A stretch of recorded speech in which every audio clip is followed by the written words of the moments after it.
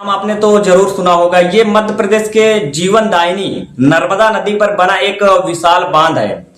जबलपुर शहर से ज्यादा दूर नहीं है। यहाँ का नजारा बेहद खूबसूरत है। चारों तरफ पहाड़ियां, नीला पानी और हरियाली, और इसीलिए ये जगह जो है पर्यटकों का बहुत पसंद आती है। हर साल हजारों लोग यहाँ घूमने आते हैं, परिवार के साथ, दोस्तों के साथ, और त्योहारों की छुट्टियों में यह जगह एक पिकनिक स्पॉट की तरह मशहूर हो गई है। जबलपुर के लोगों के लिए उस दिन भी कुछ ऐसा ही था। 30 अप्रैल 2026 बुधवार की शाम, मई का महीना करीब था और गर्मियां थी और लोग छुट्टियां मनाने निकले थे। बरगे डैम पर एक टूरिस्ट क्रूज बोट चल रही थी। इस बोट में 30 से 40 से भी अधिक पर्यटक सवार थे। परिवार थे, माँ बाप, बच्चे, बुजुर्ग, और कुछ लोग शहर से थे तो कुछ दूर से आए हुए थे। सब लोग उस खूबसूरत डैम के पानी पर सैर का आनंद ले रहे थे। शाम का सुनहरा वक्त था और पानी पर रोशनी पड़ रही थी। बच्चे खिलखिला रहे थे और फिर अचानक मौसम ने अपना रंग बदल लिया।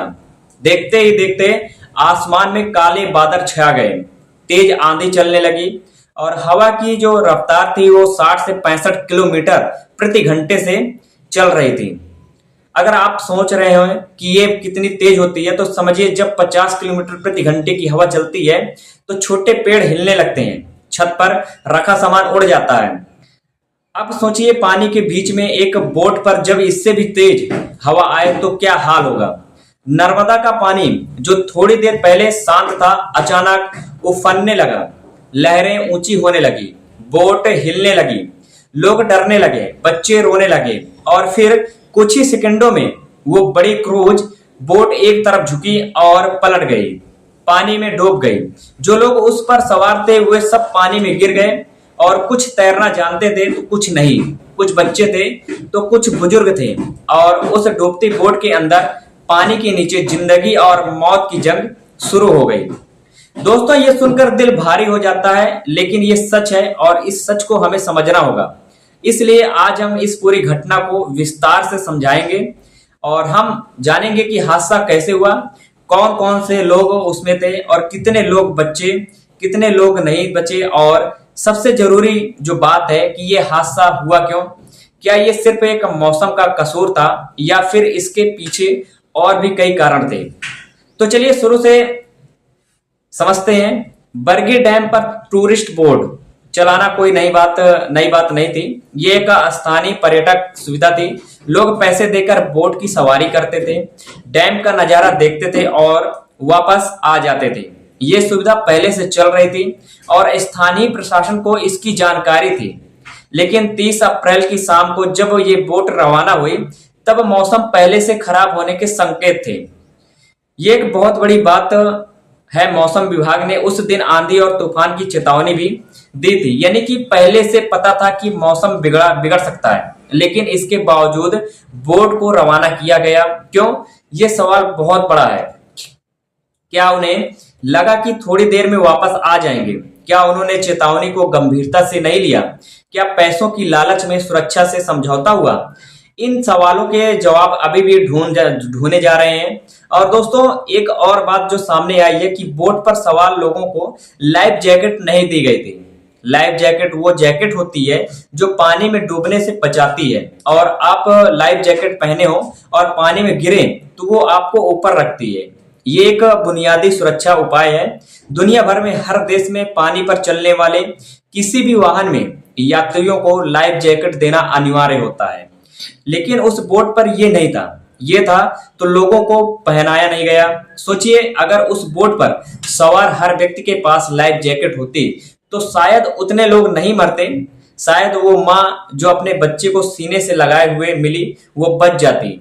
शायद वो बच्चे जो अपनी माँ और नानी को ढूंढ रहे थे, उनका परिवार टूटता नहीं। अब बात करते हैं उन लोगों की जो उस बोट पर थे। इस बोट में लगभग 30 से 40 या उससे भी अधिक लोग सवार थे।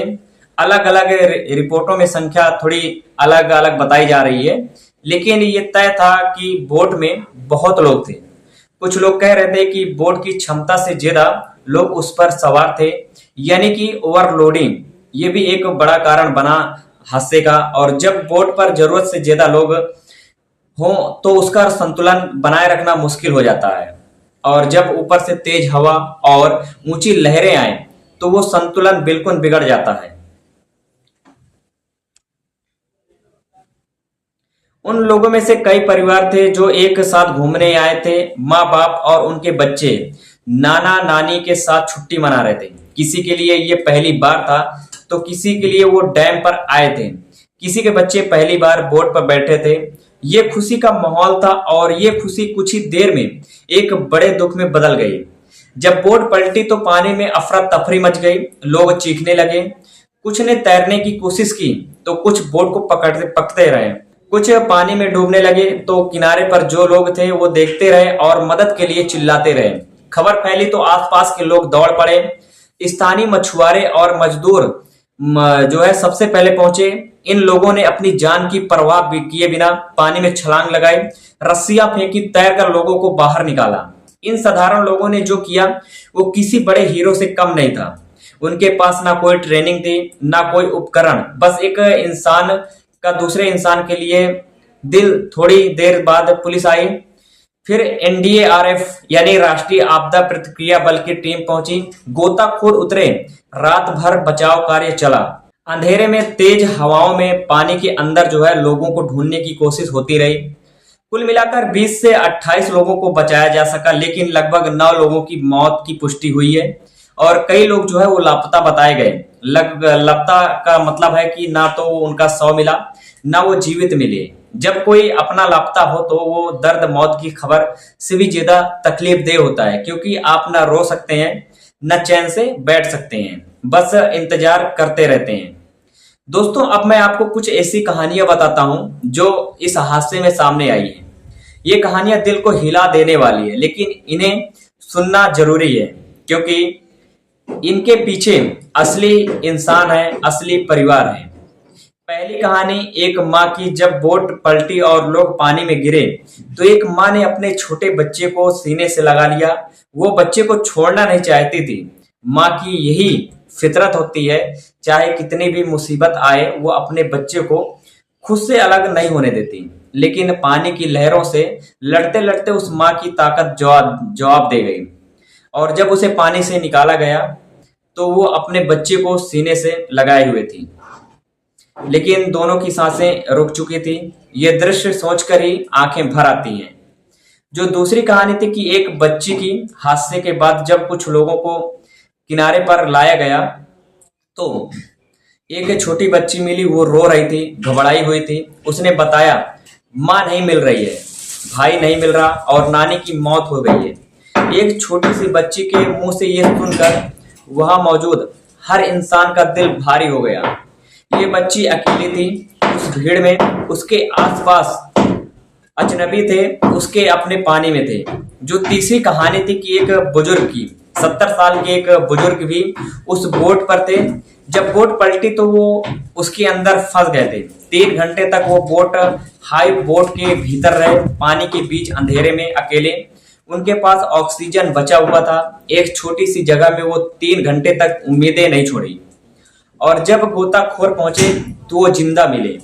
यह एक चमत्कार था, लेकिन सोचिए उन 3 घंटों में उस बुजुर्ग ने दिल में क्या गुजारी होगी, कितना डर, कितनी उम्मीद और कितनी बेबसी। ये 3 कहानियां इस हादसे की पूरी तस्वीर बताती है कि यह सिर्फ एक दुर्घटना की खबर नहीं है, ये असली जिंदगी है, असली लोग हैं। अब बात करते हैं कि यह हादसा हुआ क्यों, और ये बात आपको जानना बहुत जरूरी है। पहला कारण था खराब मौसम। आंधी और तूफान की चेतावनी पहले से थी। ऐसे मौसम में पानी पर नाव चलाना खतरनाक होता है, ये कोई नहीं बता सकता है। हर अनुभवी नाविक जानता है कि हर समझदार इंसान जानता है, लेकिन फिर भी बोट रवाना की गई। जो दूसरा कारण था वो था ओवरलोडिंग। बोट की एक तय क्षमता होती है कि उससे ज्यादा लोग जो है बैठना खतरनाक होता है। जैसे एक बात, बस में अगर जरूरत से 2 गुने लोग बैठ जाएं तो दुर्घटना का खतरा बढ़ जाता है, वैसे ठीक ही पानी पर ये और भी ज्यादा खतरनाक हो जाता है। जो तीसरा और सबसे बड़ा कारण था वो था सुरक्षा के घोर लापरवाही। लाइफ जैकेट नहीं दी गई, ये कोई छोटी बात नहीं है, ये एक अपराध है। जब आप किसी को पैसे देकर पानी पर ले जाते हैं, लेकर पानी पर ले जाते हैं, तो उसकी सुरक्षा की जिम्मेदारी आपकी है। लाइफ जैकेट देना कोई एहसान नहीं होता, ये आपका फर्ज होता है। और चौथा कारण जो है वो प्रशासन की ढिलाई। इस बोट सेवा की कोई सख्त जांच नहीं हो रही थी, कोई देखने वाला नहीं था कि बोट पर कितने लोग बैठाए जा रहे हैं और लाइफ जैकेट दी जा रही है या नहीं। मौसम खराब होने पर बोट रोकी जा रही है या नहीं। ये लापरवाही सिर्फ वो बोट मालिकों की नहीं थी, ये सिस्टम की लापरवाही थी। दोस्तों, ये कोई पहली बार नहीं हुआ और हमारे देश में पहले भी ऐसी दुर्घटनाएं हुई हैं। हर बार खबर आती है, हर बार दुख होता है और हर बार कहा जाता है कि अब सख्ती होगी, लेकिन फिर कुछ दिन बाद सब भूल जाते हैं और फिर कहीं और कोई और हादसा होता है। आप सोचिए, अगर हर पर्यटन स्थल पर नियमों का सख्ती से पालन हो, तो लाइफ जैकेट अनिवार्य हो, बोट की क्षमता से ज्यादा लोग न बैठाए जाएं, खराब मौसम में बोट ना चलाई जाए, तो क्या ऐसे हादसे रोके जा सकते हैं? बिल्कुल रोके जा सकते हैं। ये कोई मुश्किल काम नहीं है, लेकिन इसके लिए चाहिए इच्छा शक्ति प्रशासन की, बोट चलाने वालों की और हम आम लोगों की भी। हाँ, हम आम लोगों को भी, क्योंकि कभी कभी हम भी लापरवाह हो जाते हैं। हम सोचते हैं अरे ये तो बस थोड़ी देर की बात है, क्या फर्क पड़ता है लाइफ जैकेट से। या हम देखते हैं कि बोट में ज्यादा लोग हैं लेकिन कुछ नहीं होगा, कुछ बोलते नहीं है। अगर हम खुद जागरूक हो तो हम खुद को बहुत, अपने परिवार को बचा सकते। इस हादसे के बाद स्थानीय प्रशासन ने जांच के आदेश दिए हैं, बोट मालिकों के खिलाफ कार्रवाई की बात हो रही है। नेता बयान दे रहे हैं, लेकिन जिन परिवारों ने अपने प्रियजन खोए उनके लिए कोई भी बयान, कोई भी मुआवजा उस दर्द को कम नहीं कर सकता। जो माँ अपने बच्चे को सीने से लगाए हुए मिली, वो वापस नहीं आएगी। जिस बच्ची की नानी चली गई, उसकी नानी वापस नहीं में आएगी। जो परिवार लापता है, उनके घर के दरवाजे आज भी उनका इंतजार कर रहे होंगे। ये दर्द अलग किस्म का होता है। जो छुट्टी मनाने जाए और वापस ना आए, उसके परिवार की तकलीफ को शब्दों में बयां करना मुमकिन नहीं है। दोस्तों, इस हादसे से हमें कुछ सबक लेना चाहिए और ये सबक सिर्फ सरकार के लिए नहीं है, ये हम सब के लिए है। जब भी आप किसी नदी, झील या बांध पर बोट की सवारी करने जाएं, तो पहले ये देखें कि लाइफ जैकेट दी जा रही है या नहीं।